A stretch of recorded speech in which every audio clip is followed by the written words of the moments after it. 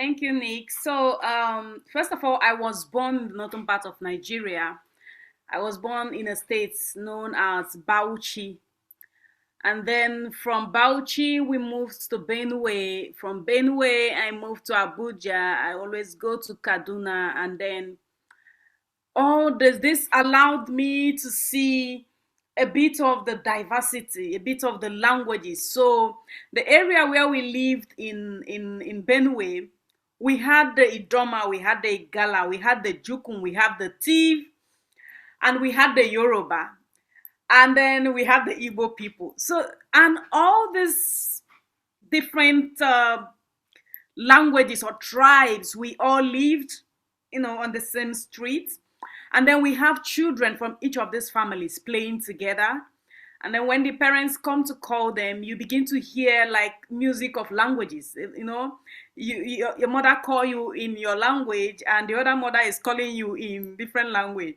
So there were times we used to mimic how our parents called us in our languages. It was just so beautiful. These are the things I started remembering as I later started growing up. So I had to like, these were just some beautiful memories of the diversity and the uniqueness and the celebration of the multi lingual culture we have in a place like Nigeria, where we have almost more than 500 languages, if I'm not mistaken.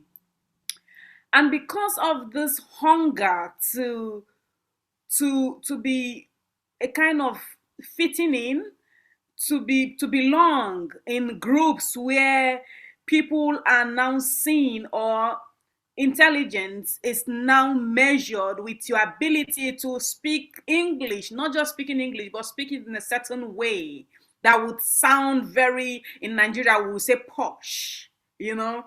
So you are seen as intelligent when you are speaking in a posh kind of flair. And then parents are beginning to hold back their children from speaking the languages, as well as schools collecting money for what they called, um, when you speak language or you speak in anything that is not English. They say you are, how do they put it again? They call it different things, and they collect money. So they collect some fines for speaking your language in the school. So if you mistakenly speak Igbo in class, you vernacular, thank you. You will be fined for speaking vernacular in the class. So children are constantly forced to think in the English way. So you see children in villages like my own who have never seen apple, and they'll be saying A is for apple. They've never seen apple. They don't know what apple is. And then we have Aki. We have Aqua. You never hear A is for Aqua or A is for Aki. You hear A is for apple. And then you hear Z is for xylophone. For goodness sake, they do not know what that is.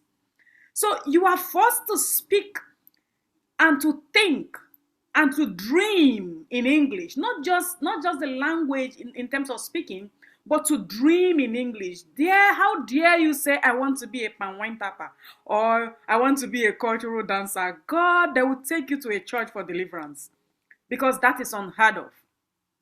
And so when I came back to the East, something rather unfortunate and spectacular at the same time I observed, where in the East we had a lot of experiences from the Biafra war to all that. But then I begin to see that parents are more ashamed of their children speaking the language. It was amazing for me, because being in the north, I never really saw a child who wasn't speaking Hausa. I know that Fulfulde was, some of the languages are not, they are not, on the same capacity, but then in that region, the most acceptable language is, usually speak Sokun. So the Hausa language, which is generally accepted in the north, I never really saw a child who didn't speak Hausa. Maybe now it's happening, but when I was growing up, I never really saw that. And so in my family, even though we were in the north, we were speaking our language. I was speaking Onsuka because that is the language of the family. But when I came back to the east, amazingly, where I now come from, where I want to see more of this. Children are speaking only English. So it was crazy. I couldn't understand that. And I kept wondering if something was wrong. Maybe am I in the wrong place? Because I am coming home to enjoy the full flair of my language and culture. And there I was in the midst of people who want to sound British. I don't understand it.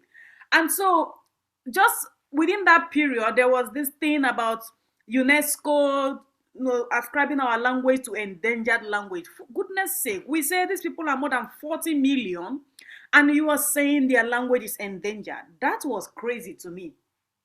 So, being a member of the Association of Nigerian Authors, it became a topic, something we started discussing how languages are now going into extinct and nothing is being done. And then not too long, I started seeing what the music artists are doing. And this is why I love music artists, because they became faster with it. So you see somebody who is Igbo adding Yoruba in his song, and you see somebody who is Yoruba adding Hausa in his song, and you just see this mix of the Afro futurism and the Afro hip hop and the Afro beat with mix of languages, and it is sounding everywhere in the world. Nigerian hip hop is number one in the world today. And this same hip hop is a mix of languages, because that is who we are. Somebody talked about, I think Ihoma talked about the authenticity. For me, that is what it is. That is who you are. You come from a place that is multilingual. There is nothing you can do about it. So for me, mixing languages is expressing who you are in your own authentic uniqueness. Because you can't be in Nigeria, even if you do not speak the language, you must know another language. You must know sounds of languages. Because even you are entering a commercial bus, you will see people insulting themselves in different languages. And then you are in a salon, it is the same thing. So you are hearing bia bia bia, you are hearing malwe basho this that. So the sounds, the noise that we hear in Nigeria are languages. There is nowhere you'll be in Nigeria without listening to when you are in Lagos. You know, sometimes I feel like taking my phone to start recording the noise in Lagos. It is a mix of music of languages. So for me, this was so important. Coming back to my place and seeing this emptiness, I started campaigning, and then UNESCO, and for me it was like we should be ashamed of ourselves that UNESCO is now, some people somewhere are now saying our language is endangered while we are fighting to speak English. And in Abuja, Lagos today, parents are even employing teachers who will teach their children British and American accents. Oh, so I started campaigning. Speak your language. Your children do not know your culture. There is no culture if you don't add your language, because there are things that cannot be explained in English language. There are things you just cannot hold together in English, because it is an integral culture. The understanding is embedded in the language. For instance, our proverbs, our culture is the poetry that I perform is embedded with proverbs and idioms and all that.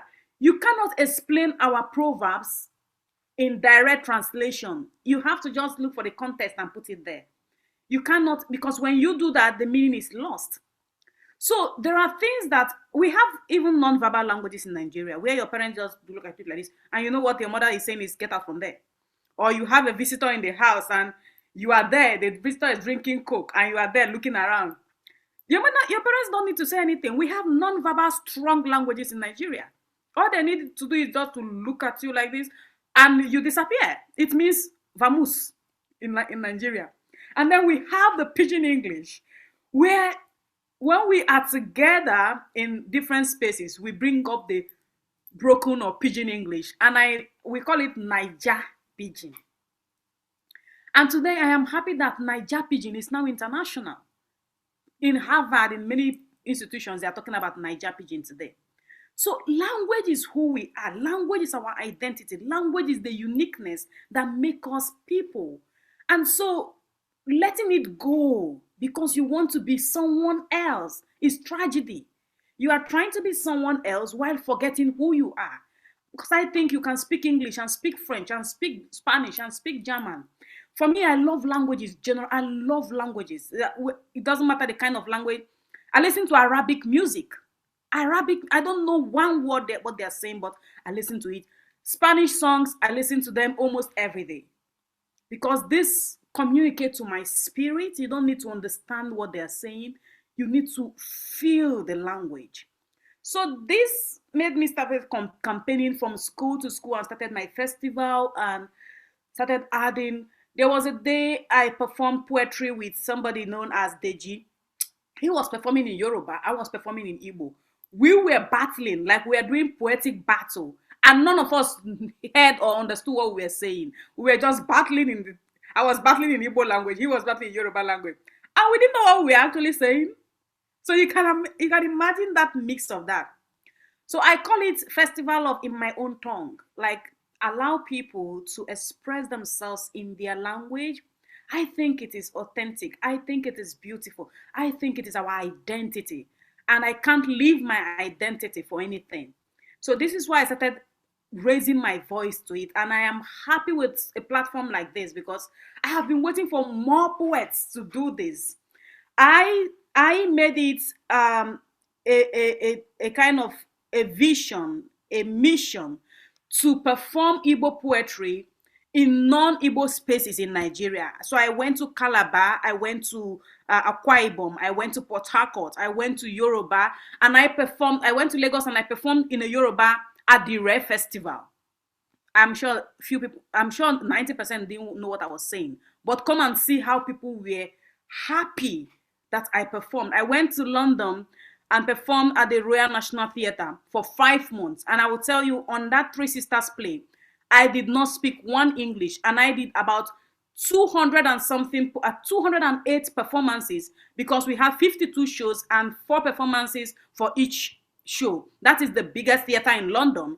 And I performed for about 208 times in only Igbo language to 90% of whites. And I was signing autograph for performing in Igbo language. So the world is waiting for you to come with your identity, your authentic self. You shouldn't give up that for anything. So it is the most important thing that one can carry, your identity.